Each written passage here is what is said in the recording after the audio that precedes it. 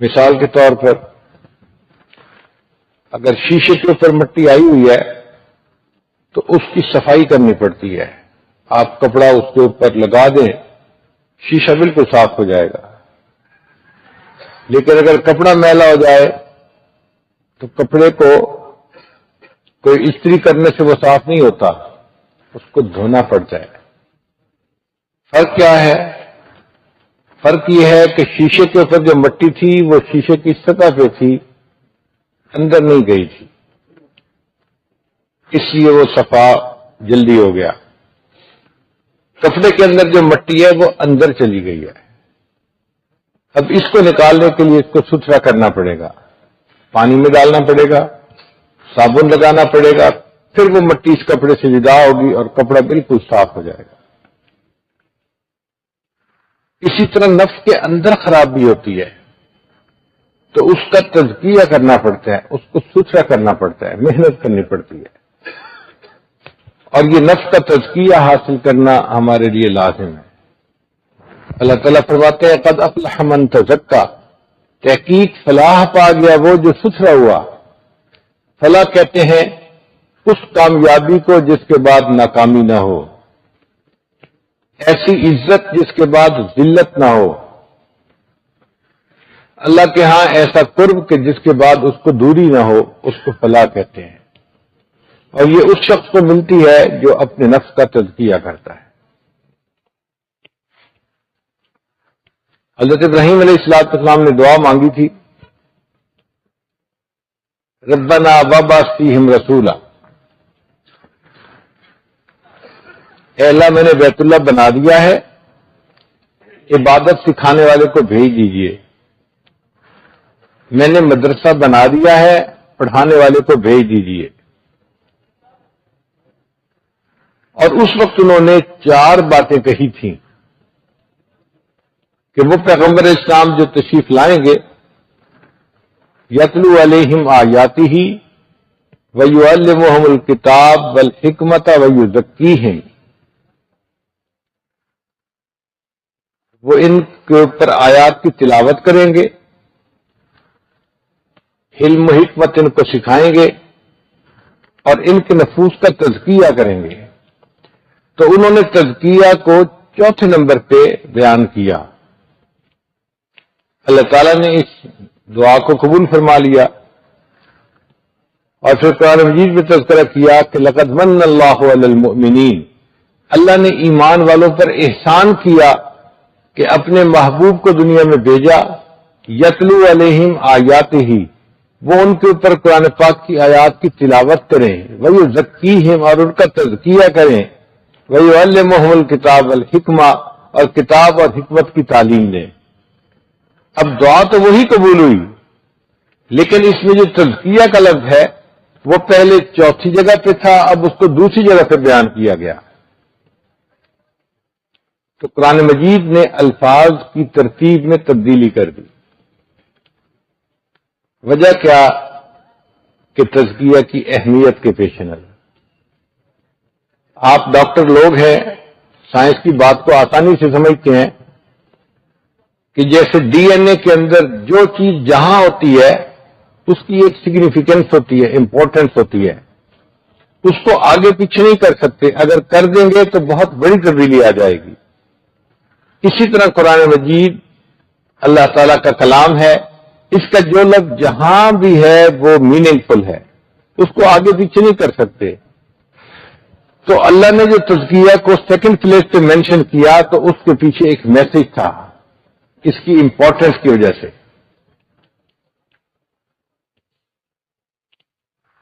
قرآن مجید میں ایک جگہ اللہ تعالیٰ فرماتے ہیں ہم نے انسان کو پیدا کیا، فجعلناہ سمیعا بصیرا، اور ہم نے اس کو سمیع اور بصیر بنایا.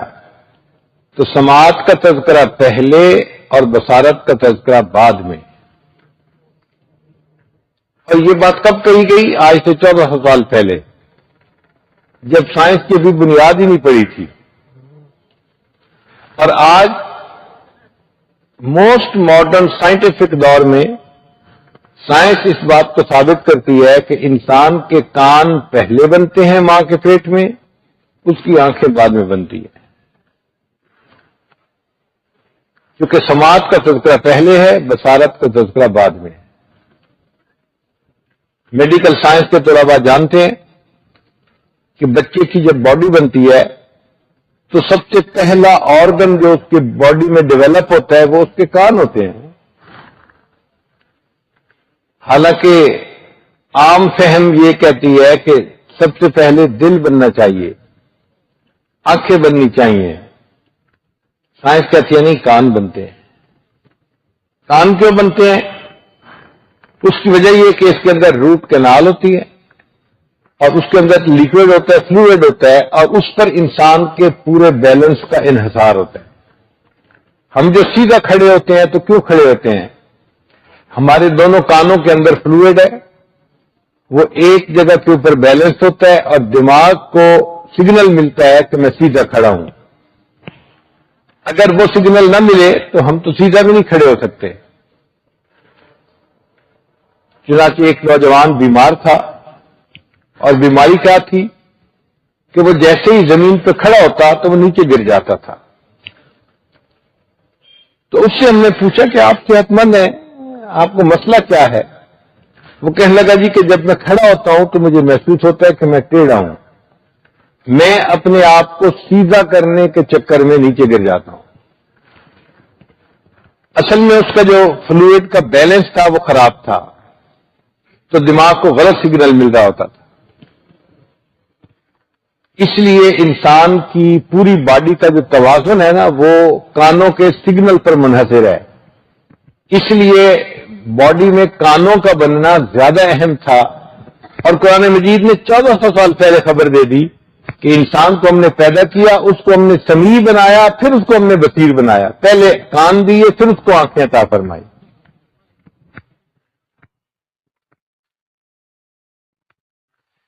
جب ہم کوئی عمارت بناتے ہیں تو پہلے اس کی بنیاد پڑتی ہے، پھر اس کے بعد چھت بنتی ہے۔ عام دستور یہی ہے۔ اللہ تعالیٰ نے قرآن مجید میں کائنات کو بنانے کا تذکرہ کیا تو پہلے زمین بنانے کا تذکرہ فرمایا۔ خلق الارض فی یومین، اللہ نے زمین کو 2 دن میں پیدا کیا۔ ثم استوى الی السماء، پھر اللہ تعالیٰ آسمان کی طرف، چھت کی طرف متوجہ ہوا۔ تو پہلے زمین بنی، بعد میں چھت بنی۔ لیکن جب کسی مکان کو گراتے ہیں تو ترتیب ڈیفرنٹ ہوتی ہے۔ سب سے پہلے اس کے اندر جو بجلی کی لگی ہوتی ہیں نا، بجلی کی لائٹیں، ان کو اتارا جاتا ہے۔ جب بجلی کی لائٹیں اتر جاتی ہیں پھر چھت کو گرایا جاتا ہے۔ پھر چھت گرانے کے بعد اس کی دیواریں گرتی ہیں اور وہ عمارت ختم ہوتی ہے۔ اب دیکھیں، اللہ تعالیٰ نے قیامت کے قریب جا کے اس کائنات کو ختم کرنا ہے، تو ختم کرنے کے لیے سب سے پہلے کیا؟ اذا الشمس کورت واذا النجوم انکدرت، لائٹیں اتاری جا رہی ہیں پہلے، اور پھر اس کے بعد تذکرہ کیا کہ ہم آسمان کو بھی جو ہے نا ختم کر دیں گے، اور سب سے آخر پہ زمین کا تذکرہ کیا۔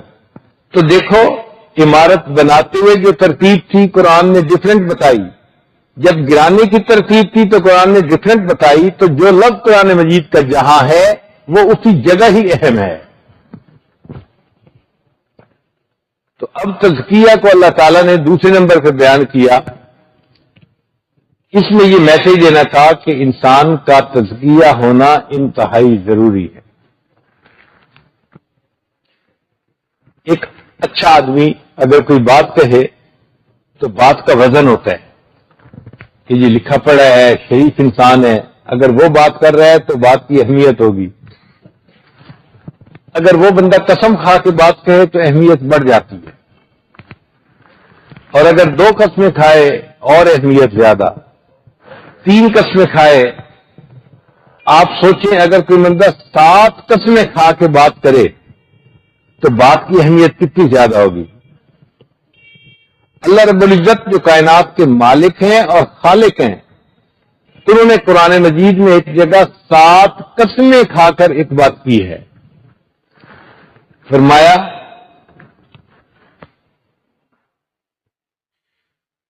والشمس وضحاها والقمر اذا تلاها والنهار اذا جلاها واللیل اذا یغشاہا والسماء وما بناہا والارض وما طحاہا ونفس وما سواہا. 7 قسمیں لگاتار کھانے کے بعد اللہ فرماتے ہیں قد افلح من زکاہا وقد خاب من دساہا.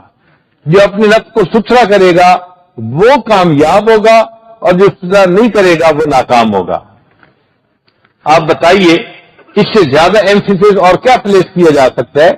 اللہ رب العزت 7 قسمیں کھا رہے ہیں ان اے رو، آگے پیچھے، اس کی قسم، اس کی قسم، اس کی قسم، اور پھر فرماتے ہیں جو اپنے نفس کو ستھرا کرے گا وہ کامیاب ہوگا اور جو ستھرا نہیں کرے گا وہ ناکام ہوگا.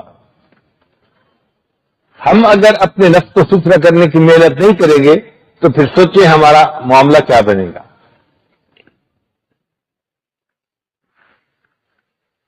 اب چیز کو صاف کرنے اور ستھرا کرنے کے طریقے ڈفرینٹ ہوتے ہیں. مثلا آپ ایک کپڑے کو دھونا چاہتے ہیں تو پانی صابن کی ضرورت ہے.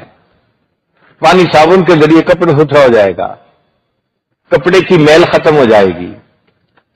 لیکن اگر سونے کے اندر کھوٹ ہے تو وہ پانی صابن سے نہیں نکلے گا، اس کے لیے آگ جلانی پڑے گی اور سونے کو پگھلانا پڑے گا. یہ سنارے لوگ جو ہے نا یہ سونے کا کھوٹ اسی طرح نکالتے ہیں کہ سونے کو پگھلا دیتے ہیں، پگھلنے کے بعد سونا اور کوئی دوسری چیز جو ملاوٹ ہوتی ہے یہ الگ الگ ہو جاتی ہے. تو کبھی کھوٹ دور کرنے کے لیے آگ کی ضرورت پڑتی ہے. انسان کے اندر کا کھوٹ کیسے نکلے اس کے 2 طریقے ہیں. ایک طریقہ تو بہت آسان ہے کہ انسان اسی دنیا میں شریعت کے مطابق زندگی گزارے، اپنے آپ کو سنت کے مطابق ڈھال لے تو اس کے نفس کا تزکیہ ہو جائے گا اور یہ بندہ سیدھا جنت میں جائے گا. اور دوسرا طریقہ ذرا ڈیفیکلٹ ہے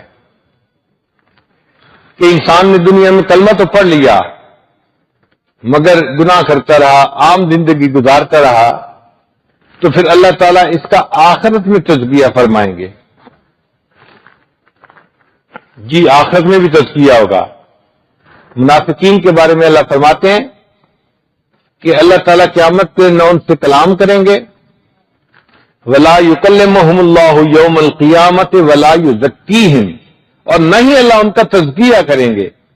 اس کا مطلب یہ کہ منافقین کا تزکیہ تو نہیں ہوگا، جو گناہگار مومن ہوں گے ان کا اللہ تزکیہ کریں گے. اب وہ تزکیہ کیسے ہوگا؟ جہنم کے ہاسپٹل میں. جہنم کی مثال ایک ہاسپٹل کی مانند ہے. چونکہ آپ میڈیکل لائن کے لوگ ہیں بات کو ذرا آسانی سے سمجھ لیں گے. کوئی بھی بیمار آدمی ہوتا ہے اسے ہاسپٹل میں ایڈمٹ کرتے ہیں. کہاں ایڈمٹ کرتے ہیں؟ ایمرجنسی وارڈ میں لاتے ہیں. ایمرجنسی وارڈ میں تھوڑا سا سٹاف ہوتا ہے، وہ ہر آنے والے مریض کے بارے میں 1-2 چھوٹے سے کوشچن پوچھتے ہیں.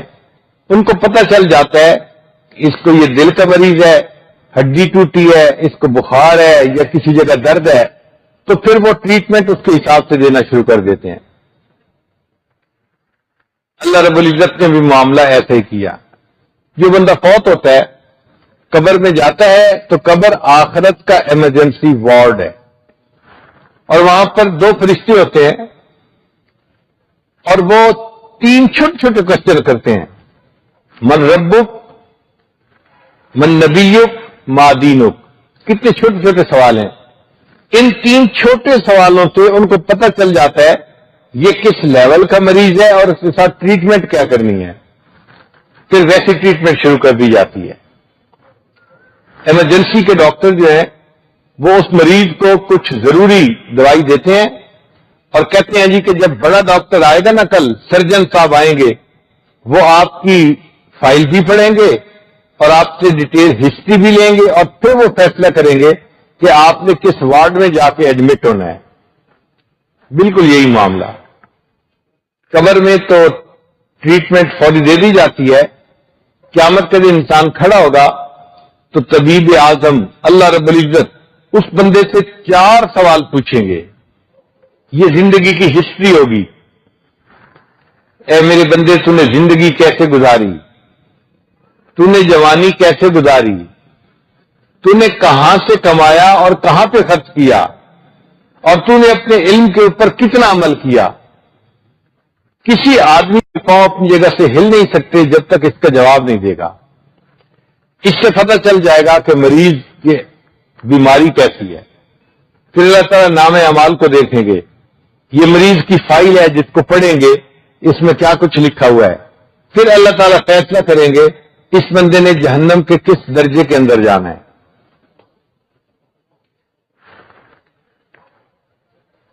ایمرجنسی وارڈ جو قبر ہے اس میں کیا ہوگا، ایک گناہگار بندہ جائے گا اور قبر اس کو دبائے گی۔ کئی دفعہ بیماری کا علاج دبانے میں ہوتا ہے۔ مثلا آپ درد محسوس کر رہے ہیں سر میں، تو بچے کو بلا کے کہتے ہیں بچہ ذرا میرا سر دبا دو، اور وہ سر دباتا ہے، آپ کو راحت ملتی ہے۔ اور کئی مرتبہ دبانے سے تکلیف ہوتی ہے۔ یہی فرق ہے قبر کے ضبطہ میں۔ قبر ایک مومن کو بھی دبائے گی مگر اس کو راحت ملے گی، اور ایک کافر کو بھی دبائے گی اور کافر کو تکلیف ملے گی۔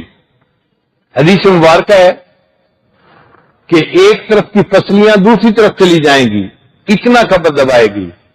یہ فزیوتھراپی اس کی ہو رہی ہوگی، ٹریٹمنٹ مل رہی ہے اس کو۔ عام طور پہ دیکھا ہے کہ ایمرجنسی وارڈ میں مریض آتا ہے تو اس کو پانی کی ڈرپ لگا دیتے ہیں، اسی کے ذریعے سے انجیکشن دوائیاں جاتی ہیں۔ قبر میں اس بندے کو بھی ایک ڈرپ لگائی جاتی، یعنی انٹراوینس انفیوژن جس کو کہتے ہیں نا، وہ دی جائے گی۔ حدیث مبارکہ میں جو بندہ نماز قضا کرتا تھا، اللہ تعالیٰ قبر میں ایک گنجا اژدہا پائتھن اس کے اوپر مسلط کر دیں گے۔ اب یہ اژدہا اس کے سر کے قریب کھڑا ہوگا اور اس آدمی کو بائٹ کرے گا اور اپنی پوائزن اس کے اندر انجیکٹ کر دے گا۔ بندے کو تکلیف ہوگی، پھر جب تکلیف ٹھیک ہوگی تو پھر دوبارہ بائٹ کرے گا، پھر کچھ ڈراپ ڈال دے گا۔ جیسے ڈرپ ہوتی ہے نا، قطرہ قطرہ بندے کے جسم میں دوائی جا رہی ہوتی ہے، یہ اللہ تعالی کا لگایا ہوا انٹراوینس انفیوژن ہے۔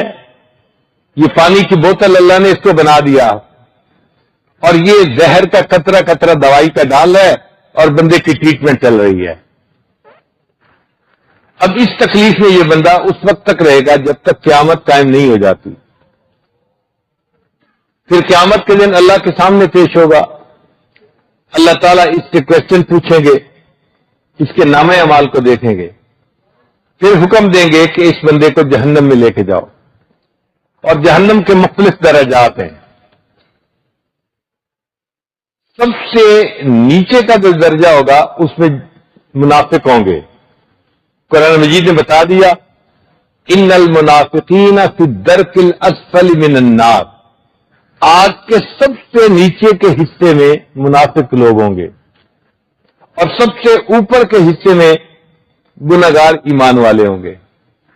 ایک دستور ہے، آپ نے اسٹور میں کوئی چیز رکھنی ہو تو جس چیز کی بار بار ضرورت پڑتی ہے نا، اس کو دروازے کے قریب رکھتے ہیں، اور جس چیز میں لمبا عرصہ رہنا ہے اس کو دور کونے کے اندر جا کے ڈال دیتے ہیں۔ تو منافقین کو بھی نیچے والے درجے میں ڈالیں گے، انہوں نے تو نکلنا ہے ہی نہیں۔ اور جو گناہگار مومن ہیں ان کو جلدی نکالنا ہے، ان کو دروازے کے قریب اوپر کے درجے میں رکھیں گے۔ ہر ہاسپٹل میں ایک یونیفارم ہوتی ہے۔ امیر ہو وزیر ہو، جب ہاسپٹلائز ہوتا ہے تو اس کو اپنے لباس فاخرہ کو اتار کر وہ یونیفارم پہنی پڑتی ہے۔ قیامت کے دن اللہ تعالیٰ جہنمیوں کو یونیفارم پہنائیں گے۔ سرابیلہم من قطران، گندک کا بنا ہوا لباس ہوگا، اس لیے کہ جو سلفر کا لباس ہوتا ہے، سلفر آگ کو جلدی پکڑتی ہے، اور جو چیز آگ کو جلدی پکڑے وہ جسم کو زیادہ جلاتی ہے۔ عورتوں کے کپڑے عام طور پر آگ جلدی پکڑتے ہیں، جب ان کو آگ لگتی ہے تو ان کے جسم پہ برننگ سکن کی زیادہ ہوتی ہے۔ اس جہنمی کو بھی یونیفارم پہنا دی جائے گی، مگر یہ عام کپڑا نہیں ہوگا، یہ گندک کا بنا لباس ہوگا۔ فقہاء نے لکھا ہے اگر کسی گلی میں ایک گدھا مرا پڑا ہو تو اتنی بو ہوتی ہے کہ قریب سے بندہ گزر نہیں سکتا بدبو کی وجہ سے. ایک جانور کی اگر لاش گل سڑ جائے تو اتنی بو ہوتی ہے. جہنمی کے کپڑوں میں کتنی بدبو ہوگی. ساری دنیا کے انسان شروع سے لے کے آخر تک، حیوان، چرند، پرند، خشکی کے مخلوق، تری کی مخلوق، ساری مخلوق ایک جگہ جمع ہو جائے اور سب مر جائیں اور سب کی باڈی جو ہے وہ گل سڑ جائے، اس جگہ پر اتنی بدبو نہیں ہوگی جتنی بدبو جہنمی کے کپڑوں کے اندر ہوگی. اب آپ سوچئے ہم اس کپڑے کو کیسے پہنیں گے. آج تو ہم کپڑے پہنتے ہیں تو پرفیوم لگاتے ہیں، یہ پوائزن کی پرفیوم ہے، یہ فلاں پرفیوم ہے، یہ وائٹ مسک ہے جی مجھے بہت اچھا لگتا ہے. بھائی جب ایسے کپڑے پہنائے جائیں گے کہ جن کی بدبو اتنی زیادہ ہوگی کہ ساری دنیا کے انسان، حیوان، ان کی لاشیں گل سڑ جائیں، تو جتنی بدبو وہاں ہوگی جہنمی کے کپڑوں کی بدبو اس سے بھی زیادہ ہوگی. پھر یہ یونیفارم پہنانے کے بعد اس آدمی کو جہنم میں ڈالا جائے گا. جو مریض ہوتا ہے نا اس کو جہنم میں، اس کو ہاسپٹل میں لے جاتے ہوئے کئی دفعہ ویل چیئر پہ لے کے جاتے ہیں. تو جی پیشنٹ ہے ویل چیئر پہ جا رہے ہیں، اور کئی دفعہ تو اس کو چارپائی پہ لٹا کے لے جاتے ہیں. یہ جہنمی جس کو جہنم میں بھیجا جائے گا یہ کوئی عزت، احترام اور پروٹوکول کے ساتھ نہیں جائے گا. اللہ تعالیٰ قرآن مجید فرماتے ہیں یوم یدعون الی نار جہنم دعا. فرشتوں کو جب حکم ہوگا کہ اس بندے کو جہنم لے جاؤ تو فرشتے اس بندے کو دھکے ماریں گے. جیسے کسی بندے کو ہیوملیٹ کیا جاتا ہے نا، دھکے مار مار کے لے جانا، تو فرشتے اس جہنمی کو دھکے ماریں گے اور ہیوملیٹ کر کر کے، ذلیل و رسوا کر کے اس کو جہنم میں پھینکیں گے. قرآن مجید کے صوتی اثرات بھی ایسے ہیں، پڑھتے ہوئے بھی پتہ چلتا ہے جیسے کوئی کسی کو دھکے مار رہا ہو. یوم یدعون الی نار جہنم دعا. پھر جب جہنم میں ڈال دیا جائے گا تو یہ بندہ وہاں آرام سے نہیں ہوگا. چھوٹا سا کمرہ ہوگا، ہاسپٹل میں جیسے مریض کا کمرہ ہوتا ہے نا. قرآن مجید نے کہا مکانن ضیقن، قرآن مجید کے الفاظ ہیں. چھوٹا سا کمرہ آگ کا بنا ہوا ہوگا، اس میں اس بندے کو ڈال دیا جائے گا. نہ یہ اس میں لیٹ سکے گا، نہ کھڑا ہو سکے گا، نہ بیٹھ سکے گا. دائیں طرف سے بچے گا تو بائیں طرف آگ جلائے گی، اور بائیں طرف سے بچے گا تو دائیں دیوار آگ کی اس کو جلائے گی. اور ایک چھوٹی سی جگہ میں جیسے بندہ ہوتا ہے تو پریشان ہوتا ہے کہ میں اس میں سے کیسے نکلوں، میری تو سفوکیشن ہو رہی ہے. اس کا وہاں پر یہ حال ہوگا. پھر یہ باہر نکلے گا، ایک فرشتے کو کہے گا کہ بھائی میں بہت تنگ جگہ سے باہر نکلا ہوں، مجھے کہیں کھلی جگہ لے جاؤ. فرشتہ کہے گا میرے ساتھ آؤ. آگ کا بنا ہوا ایک پہاڑ ہوگا، وہ فرشتہ اس بندے کو اس انگارے کے پہاڑ کے اوپر چڑھاتا چڑھاتا چوٹی پہ لے کے جائے گا. جب یہ بالکل ٹاپ پہ پہنچ جائے گا تو فرشتہ وہاں سے اس کو دھکا دے گا اور یہ بندہ گرے گا اور آگ کے انگاروں پہ گرتا گرتا گرتا نیچے پہاڑ کی جہاں بیس ہوگی وہاں پہ آئے گا. جسم جل چکا ہوگا، تکلیف ہو رہی ہوگی، ہڈیاں ٹوٹ رہی ہوں گی. پھر یہ اٹھ کے کھڑا ہوگا، فرشتہ اس کے سامنے آئے گا. What can I do for you, can I serve you. وہ پوچھے گا اس سے، یہ کہے گا کہ ہاں مجھے بہت بھوک لگی ہے، پلیز کچھ کھانے کو میرے لیے لاؤ. وہ جائے گا اور زقوم کا پودا اس کو کھانے کے لیے لا کے دے گا. زقوم کا پودا آپ نے دیکھا ہوگا جس کے اوپر کانٹے ہوتے ہیں، پتے نہیں ہوتے، وہ پورا کا پورا کانٹوں سے بنا ہوا ہوتا ہے اور اتنا بٹر ہوتا ہے کہ اگر صبح کے وقت اس کو چکھے نا تو شام تک اس کی کڑواہٹ منہ میں محسوس ہوتی ہے. یہ زقوم کا پودا ان شجرۃ الزقوم طعام الاثیم، یہ وہاں پر کھانے کو دیا جائے گا.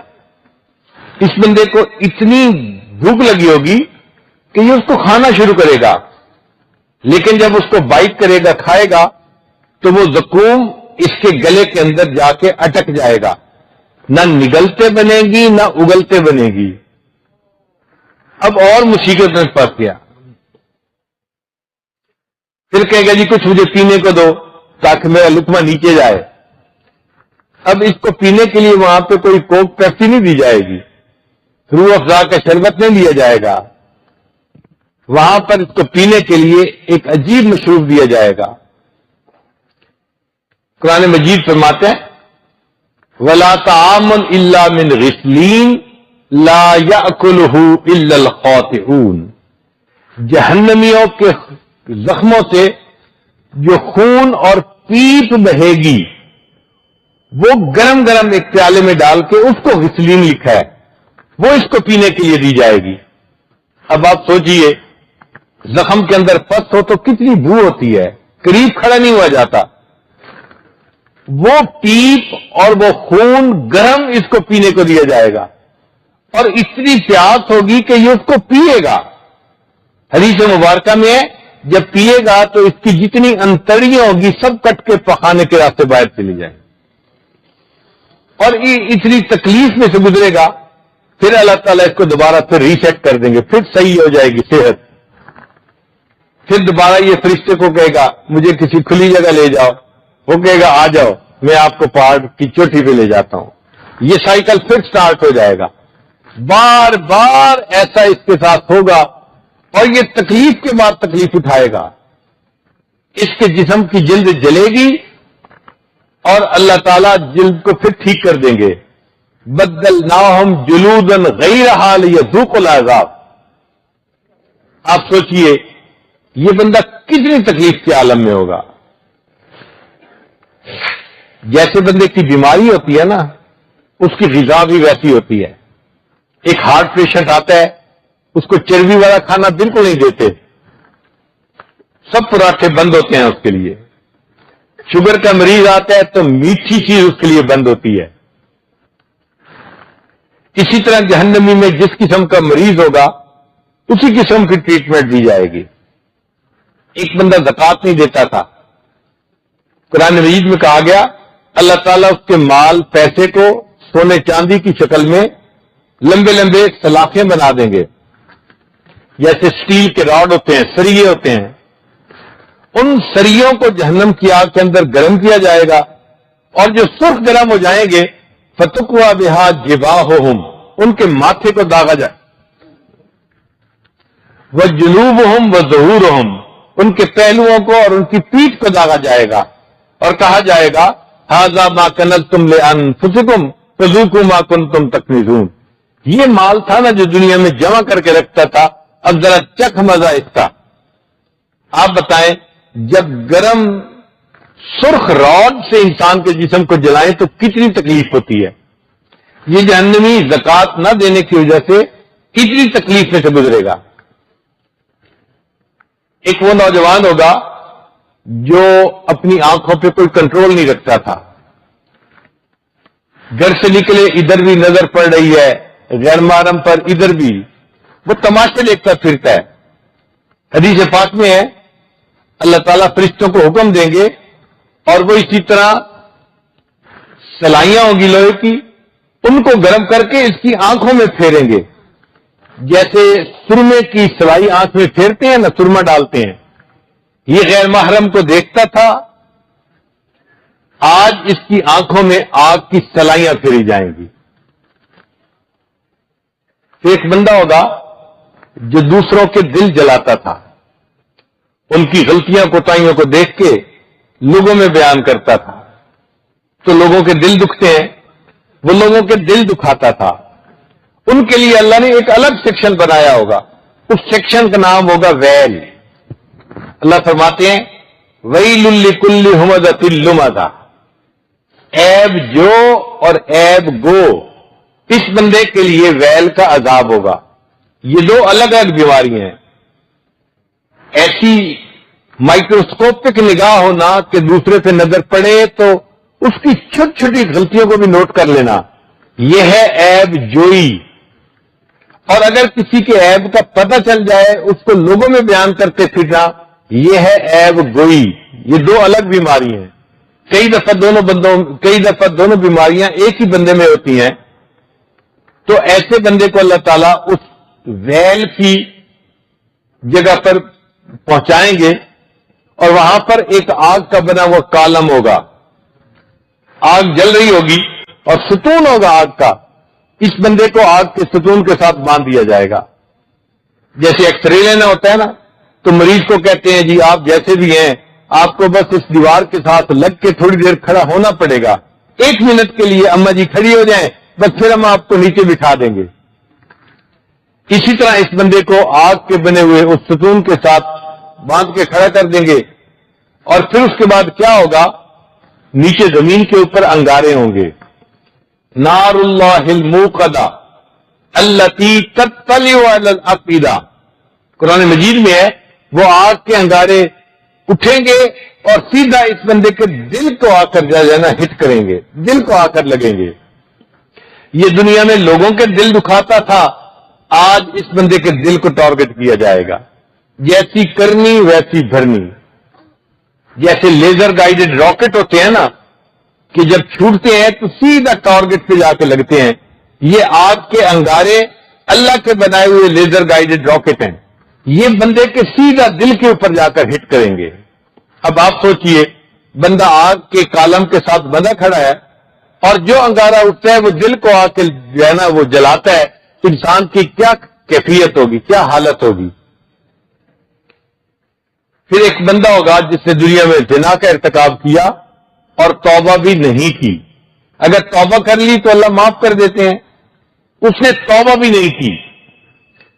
فرشتے آئیں گے اور اس بندے کو ایک غار کے اندر ایک کیو ہوگا، اس کے اندر پش کر دیں گے، دھکیل دیں گے اور دروازے کو بند کر دیں گے. اس غار کے اندر کیا ہوگا؟ حدیث پاک میں آتا ہے بچھو ہوں گے، اسکارپین، بہت زہریلے قسم کے بچھو ہوں گے. جب یہ بندہ غار کے اندر جائے گا وہ بچھو اس کے اوپر اس طرح چڑھ جائیں گے جیسے شہد کے چھتے کے اوپر شہد کی مکھیاں بیٹھی ہوتی ہیں. ہزاروں کی تعداد میں وہ اس کی باڈی کو کور کر لیں گے اور اتنے بچھو ایک ہی وقت میں اس کو ڈسیں گے اور اس کے جسم کے انگ انگ کے اندر درد ہو رہی ہوگی. یہ عذاب کیوں دیا جائے گا؟ میرے بندے تو نے گناہ ایسا کیا تھا کہ جس گناہ کی وجہ سے تیرے جسم کے ایک ایک ٹشو نے انجوائمنٹ پائی تھی. آج ہم اس کا عذاب بھی ایسا دیں گے کہ جسم کے ایک ایک ٹشو کو اس کی سزا ملے گی. اب تو گھبرا کے یہ کہتے ہیں کہ مر جائیں گے، مر کے بھی چین نہ پایا تو کدھر جائیں گے. سوچئے انسان ایک غار کے اندر بند ہے اور اتنے بچھو کاٹ رہے ہیں. اس وقت سمجھ میں آئے گی لمحوں نے خطائیں کی، صدیوں نے سزا پائی. چند لمحوں کی خطاؤں کی خاطر انسان کتنے بڑے عذاب کو اپنے سر پہ لے لیتا ہے. تو ہر بندے کو اس کے گناہ کے بقدر عذاب ہوگا اور جب اس کو انف عذاب ہو جائے گا، جب اللہ چاہیں گے پھر اس بندے کو اللہ تعالیٰ جہنم سے باہر نکالیں گے اور جہنم سے باہر نکال کے اس کو جنت بھیج دیں گے. جب انسان ہاسپٹل سے ڈسچارج کیا جاتا ہے وہ کہاں جاتا ہے؟ گھر جاتا ہے. بھئی جنت ہمارا گھر کیسے بنا؟ اس لیے کہ جنت آدم علیہ السلام کو اللہ نے عطا فرمائی. اسکن انت و زوجک، اے آدم علیہ السلام آپ اور آپ کی بیوی میری جنت میں رہیں. تو اللہ نے جنت آدم علیہ السلام کو الاٹ کر دی تھی، وہ وہاں رہے. پھر اللہ نے حکمت کے تحت ان کو زمین پہ اتار دیا. اب ہم ان کی اولاد ہیں تو جب ہم واپس جائیں گے تو اپنے آبائی گھر میں بندہ جاتا ہے، تو ہم جنت میں جائیں گے کلمہ پڑھنے کی برکت کی وجہ سے. اسی لیے مومن کو جنت کا مالک نہیں بنایا جائے گا. فرمایا تلک الجنت التی نورث من عبادنا من کان تقیا، یہ جنت ہے اور ہم اپنے بندوں میں سے جو متقی پرہیزگار ہوں گے ان کو اس کا وارث بنائیں گے. تو وارث کون ہوتا ہے؟ باپ کی جائیداد کا. تو جنت ہمارے آدم علیہ السلام کی جائیداد ہے، ہم ان کے بیٹے ہیں. ہم اگر کلمے والی زندگی گزاریں گے تو مرنے کے بعد اس باپ کی جائیداد میں سے ہمیں حصہ ملے گا، ہمیں اللہ وہی گھر عطا فرمائیں گے. مگر جنت میں جانے کے لیے ایک شرط ہے کہ بندے کو پاک ہونا چاہیے روحانی بیماریوں سے. اگر کوئی بندہ بیمار ہو نا تو لوگ اس کو اپنے ملک میں نہیں آنے دیتے. چنانچہ آپ کسی ملک میں جانا چاہتے ہیں، آپ کے سارے کاغذات ٹھیک ہیں، ویزا لگ چکا، ہر کام ہو گیا، پھر ایک میڈیکل ٹیسٹ ہوتا ہے. اگر آپ کا میڈیکل ٹیسٹ ٹھیک نہیں ہے تو وہ ملک میں نہیں آنے دیں گے. وہ کہتے ہیں جی ہمارے ملک میں ایسی بیماری کے ساتھ نہیں آ سکتے جو بیماری دوسروں کے لیے نقصان دہ ہوتی ہے.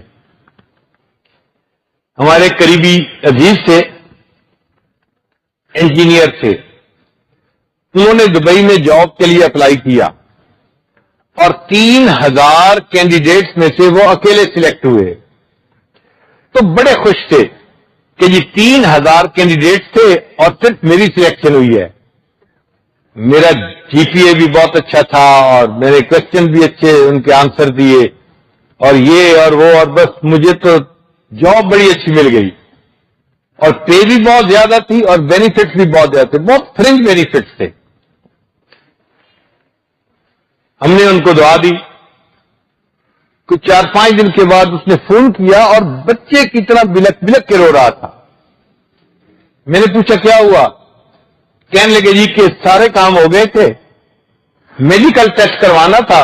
جب میں نے میڈیکل ٹیسٹ کروا لیا تو ہیپیٹائٹس سی پلس آ گیا ہے، یعنی میں ہیپیٹائٹس سی کا مریض ہوں، بلڈ ٹیسٹ سے ثابت ہو گیا اور انہوں نے مجھے نوکری سے منع کر دیا کہ آپ ہمارے ملک میں نہیں جا سکتے. تو دیکھو، جو ایچ آئی وی پازیٹو ہوتا ہے، ہیپیٹائٹس سی پازیٹو ہوتا ہے، یہ ٹی بی والا ہوتا ہے، اس کو دنیا اپنے ملک میں نہیں آنے دیتی. اسی طرح اللہ کا بھی قانون ہے کہ میری جنت میرے پاکیزہ انبیاء کے لیے ہے، جو وہاں جانا چاہے گا اس کو روحانی بیماریوں سے پاک ہونا پڑے گا. تو اگر تو دنیا میں اس نے شرعی زندگی گزاری اور روحانی طور پہ پاک ہو گیا، پھر تو یہ سیدھا جنت میں ڈائریکٹ روٹ، شارٹیسٹ روٹ جنت چلا جائے گا. اور اگر دنیا میں غفلت کی زندگی گزاری تو یہ بندہ جنت میں جائے گا وایا جہنم، جہنم کے راستے سے جائے گا. اور جہنم سے جانا کوئی آسان کام نہیں ہے. ہم لوگ تو دھوپ کی گرمی برداشت نہیں کر سکتے، بھلا جہنم کی گرمی کو کیا برداشت کریں گے. اس لیے ہمیں چاہیے کہ ہم دنیا میں اپنے تزکیہ نفس کی محنت کریں تاکہ جب موت آئے تو اللہ تعالیٰ قبر کو بھی جنت کا باغ بنا دے اور ہمیں سیدھا قیامت کے دن جنت عطا فرما دے. آپ نے فرض کرو ایک اونچی بلڈنگ ہے اور 50ویں فلور پہ جانا ہے، تو جانے کے 2 طریقے ہیں. ایک تو ایلیویٹر لگا ہوا ہے، آپ وہاں اندر جا کے کھڑے ہو جائیں، یہ سب سے آسان طریقہ ہے. ایک بٹن دبائیں گے اور ایلیویٹر آپ کو 50ویں منزل پہ پہنچا دے گا. اور دوسرا طریقہ یہ ہے کہ آپ سیڑھیاں چڑھ کے جائیں. وہ ایک مصیبت ہوتی ہے، بھائی 2-4 فلور ہوں تو کوئی چڑھ بھی جائے، 50 فلور چڑھنا کوئی آسان کام نہیں ہوتا. اچھے صحت مند لوگ جو ہوتے ہیں پسینہ بہ رہا ہوتا ہے اور تھکے ہوتے ہیں. اور ایک تیسرا طریقہ ہے کہ ایک رسی لٹکا دی جائے 50ویں فلور سے اور بندے کو کہیں جی رسی کے ذریعے اپنے اوپر گھر جاؤ، تو بڑی مصیبت ہے. تو نیک بن کے جنت میں سیدھا جانا یہ تو ہے ایلیویٹر سے اپنے گھر پہنچ جانا، اور جو جہنم کے ذریعے سے جنت میں جانا ہے یہ ایسے ہی ہے جیسے رسی سے لٹک کے 50ویں منزل پہ جانا، بلکہ اس سے بھی زیادہ مشکل ہے. اللہ نے ہمیں عقل سمجھ دی ہے. ہم سوچیں کہ ہم دنیا میں 2 بندوں کے سامنے کی ذلت برداشت نہیں کر سکتے، قیامت کے دن ساری مخلوق کے سامنے کی ذلت کو بھلا ہم کیسے برداشت کر سکیں گے؟ حالت تو یہ ہے کہ چند کلو کا وزن سر سے نہیں اٹھایا جاتا. قیامت کے دن گناہوں کا یہ جو پہاڑوں برابر بوجھ ہوگا یہ ہم اپنے سر پہ کیسے اٹھائیں گے؟ آج سوچنے کا وقت ہے، آج اپنی لائن متعین کرنے کا وقت ہے کہ ہم نے کس رخ پہ زندگی گزارنی ہے، جیسے کرنی ویسے کرنی۔ گناہوں کی زندگی گزاریں گے تو آخرت میں اس کی سزا پائیں گے، نیکی کی زندگی گزاریں گے آخرت میں اس کی جزا پائیں گے، عزتیں ملیں گی، نعمتیں ملیں گی۔ تو اس لیے آج ہمیں اپنے بارے میں سوچنا ہے کہ ہم اپنا تزکیہ کیسے کر سکتے ہیں، ہم اپنی روحانی بیماریوں کو کیسے دور کر سکتے ہیں۔ بیمار بندے کو پتہ چل جاتا ہے کہ میں بیمار ہوں، ایسے ہی تزکیہ ہے یا نہیں پتہ چل جاتا ہے۔ آپ گھر سے نکلتے ہیں تو غور کریں کیا آنکھیں قابو میں رہتی ہیں؟ اگر بے قابو ہوتی ہیں، ہر گزرنے والی غیر محرم لڑکی کو اس طرح دیکھتے ہیں جیسے شکاری کتا اپنے شکار کو دیکھ رہا ہوتا ہے۔ آپ نے کبھی شکاری کتے کو دیکھا؟ وہ جب نکلتا ہے نا گلی میں تو وہ اس جھاڑی کو بھی سونگتا ہے، اس کو بھی ہر طرف سونگتا جا رہا ہوتا ہے۔ ایسے ہی نوجوان بچہ گھر سے نکلتا ہے، ہر چہرے کو دیکھ رہا ہوتا ہے، ہر غیر عورت کو دیکھ رہا ہوتا ہے۔ تو اگر نظر کنٹرول میں نہیں ہے، اس کا مطلب کہ اندر بیماری موجود ہے۔ پھر زبان قابو میں نہیں ہوتی، کبھی غیبت کر رہا ہے، کبھی کسی کے لیے الٹے سیدھے لفظ استعمال کر رہا ہے۔ یہ سمپٹم ہے کہ اس کے اندر کوئی بڑی ساری بیماری ہے۔ تو اگر ہم بیمار ہیں تو ہمیں اس بیماری کا علاج دنیا میں کروا لینا چاہیے۔ آخرت میں جو اس کا علاج ہوگا وہ بہت دردناک ہوگا۔ قیامت کے دن کی ذلت بہت بڑی اور بہت بری ہے، اور عقل مند آدمی کبھی اس کو اپنے لیے چوز نہیں کر سکتا۔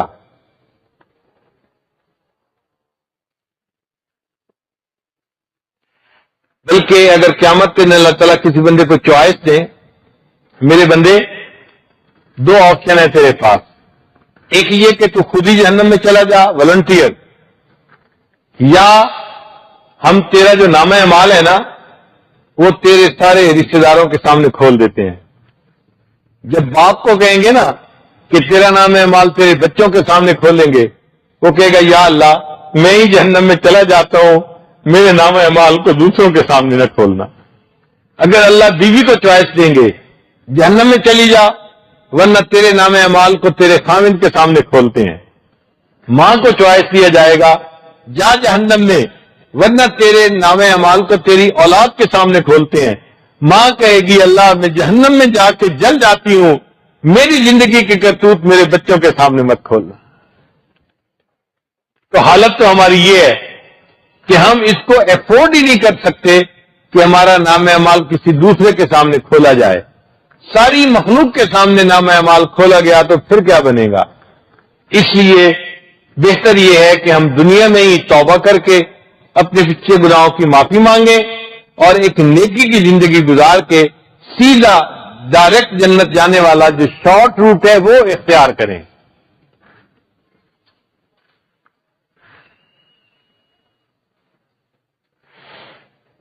ہم فیصلہ کرتے ہیں کہ جی ہم آج کے بعد نیک بننا چاہتے ہیں۔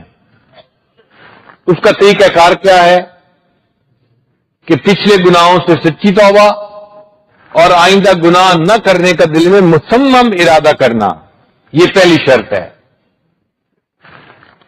اور پھر دوسرا قدم کہ نیک لوگوں کو دوست بنانا اور نیک کام کر کے اپنی زندگی کو نیکی پر گزارنا، حقوق اللہ کو بھی پورا کرنا، حقوق العباد کو بھی پورا کرنا۔ کسی بندے کا دل نہیں دکھانا چاہیے۔ جس بندے نے دوسروں کا دل دکھایا یہ بندہ قیامت میں ان کی سزا پائے گا۔ اپنی نیت کو ٹھیک رکھنا، کئی مرتبہ بندے کی نیت ٹھیک نہیں ہوتی، جس کی نیت ٹھیک نہ ہو اس بندے کو رب نہیں ملا کرتا، پکی بات ہے۔ بدنیت انسان کو کبھی رب نہیں ملتا۔ ہمارے علاقے میں ایک بزرگ گزرے ہیں، انہوں نے پنجابی زبان میں اشعار لکھے۔ اگر آپ نہیں سمجھ سکتے تو میں اس کا اردو ترجمہ بھی کر دوں گا۔ فرماتے ہیں جناتیاں دھوتیاں رب ملدا تے ملدا کمبیاں مچھیاں، اگر نہانے دھونے سے رب ملتا تو پھر کچھوے اور مچھلیوں کو اللہ مل جاتا، وہ تو ہر وقت ہی نہاتے رہتے ہیں. یہ نہاتے ہیں دھوتے ہیں رب ملدا تے ملدا کنبیاں مچھیاں نو. یہ ذکر کیتے ہیں رب ملدا تے ملدا کال کڑیچیاں نو. ایک چھوٹا سا پرندہ ہوتا ہے کالے رنگ کا، وہ آ کے کئی مرتبہ دیوار کے ساتھ چپک جاتا ہے اور پوری رات سیٹی بجاتا رہتا ہے. تو وہ فرماتے ہیں کہ وہ جو کال کڑیچی ہے وہ ساری رات اللہ کا ذکر کرتی ہے. اگر ذکر کرنے سے رب ملتا تو اس کو رب مل چکا ہوتا. یہ سر منایا رب ملدا تے ملدا بھیڑا ستیاں نو. سر منانے سے رب ملتا تو ایک شیپ کی قسم ہے، اس کے سر پہ بال بہت چھوٹے ہوتے ہیں، باقی جسم پہ لمبے بال ہوتے ہیں، اس کو رب مل جاتا. اس کے تو سر کے بال ہی کٹے ہوتے ہیں. یہ جتیاں ستیاں رب ملدا تے ملدا داندا کھسیاں نو. اگر پاک دامن رہنے سے رب ملا کرتا تو یہ جو بیل ہوتے ہیں جن کو خصی کروا دیتے ہیں ان کو خدا مل جاتا. وہ تو گائے کے قریب بھی نہیں جا سکتے. تو فرماتے ہیں یہ نہاتے ہیں دھوتے ہیں رب ملدا تے ملدا کنبیاں مچھیاں نو. یہ ذکر کیتے ہیں رب ملدا تے ملدا کال کڑیچیاں نو. یہ سر منایا رب ملدا تے ملدا بھیڑا ستیاں نو. یہ جتیاں ستیاں رب ملدا تے ملدا داندا کھتیاں نو. آخر پہ فرماتے ہیں رب ملدا تے ملدا نیتا اچھیاں نو. اگر رب ملتا ہے ان لوگوں کو ملتا ہے جن کی نیتیں اچھی ہوتی ہیں، جو نیک نیت لوگ ہوتے ہیں، جو دوسروں کے خیرخواہ ہوتے ہیں، جو معاشرے کا اچھا فرد بن کے زندگی گزارتے ہیں. تو اللہ تعالیٰ کو پانا مشکل نہیں ہے، مگر اس کے لیے راستے کو متعین کرنا پڑتا ہے. ہم نیکی کے راستے کو چنیں اور تزکیہ نفس حاصل کرنے کی محنت کریں اور اللہ سے دعا مانگیں. یہ نہیں ہے کہ یہ ہمارے اختیار میں ہے. کوشش ہم کر سکتے ہیں، بندے کا تزکیہ اللہ کرتے ہیں. جب اللہ تعالیٰ بندے سے خوش ہوتے ہیں، رحمت کی نظر ڈال دیتے ہیں اور اس رحمت کی نظر سے دل صاف ہو جاتے ہیں. یہ ہمارے اختیار میں نہیں ہے. اس لیے فرمایا فلا تزکوا انفسکم. اپنے آپ کو یہ نہ کہو کہ جی میں تو بڑا ستھرا ہو گیا. هو اعلم بمن اتقى. اللہ جانتا ہے کہ تم میں سے متقی کون ہے. تو کوشش کر کے بھی ہم اس کو حاصل نہیں کر سکتے جب تک مالک کی رحمت کی نظر نہیں ہوگی. اور اس کے لیے پھر بندے کو اللہ کے سامنے رونا دھونا پڑتا ہے، مانگنا پڑتا ہے. اللہ فرماتے ہیں وَلَوْلَا فَضْلُ اللَّهِ عَلَيْكُمْ وَرَحْمَتُهُ. اگر اللہ کا فضل اور اس کی رحمت تمہارے اوپر نہ ہوتی مَا زَكَا مِنْكُمْ مِنْ أَحَدٍ أَبَدًا. تم میں سے کوئی بندہ کبھی ستھرا نہ ہوتا. وَلَكِنَّ اللَّهَ يُزَكِّي مَن يَشَاءُ. اللہ جس کو چاہتے ہیں اس کو ستھرا کر دیتے ہیں. تو جب معاملہ اللہ کے اختیار میں ہے تو ہم اپنی طرف سے کوشش بھی کریں اور پھر نماز کے بعد تہجد کے بعد اللہ کے سامنے فریاد بھی کریں میرے مولا کوشش میں نے کی ہے، اب آگے نتیجہ تو آپ نے نکالنا ہے.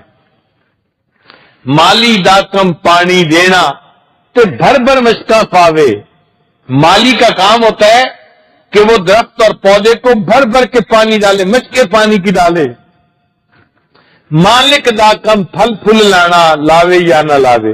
اور مالک کا اختیار ہوتا ہے اس کے اوپر پھل پھول لگانا. وہ چاہے تو لگائے اور چاہے تو نہ لگائے. تو ہم تو مشقیں ہی ڈال سکتے ہیں نا. اپنی طرف سے کوشش کریں، نمازیں پڑھیں، ذکر کریں، علم حاصل کریں، دعوت و تبلیغ کے راستے میں نکلیں اور کوشش کریں کہ اللہ ہم نیک بننے کے لیے یہ سارے اسباب اختیار کر رہے ہیں. اب تو رحمت کی ایک نظر ڈال کے ہمارے سینوں کو صاف کر دے تاکہ ہمارا تزکیہ ہو جائے اور ہم قیامت کے دن آپ کے سامنے پیش ہونے کے قابل بن جائیں. وآخر دعوانا ان الحمد للہ رب العالمین.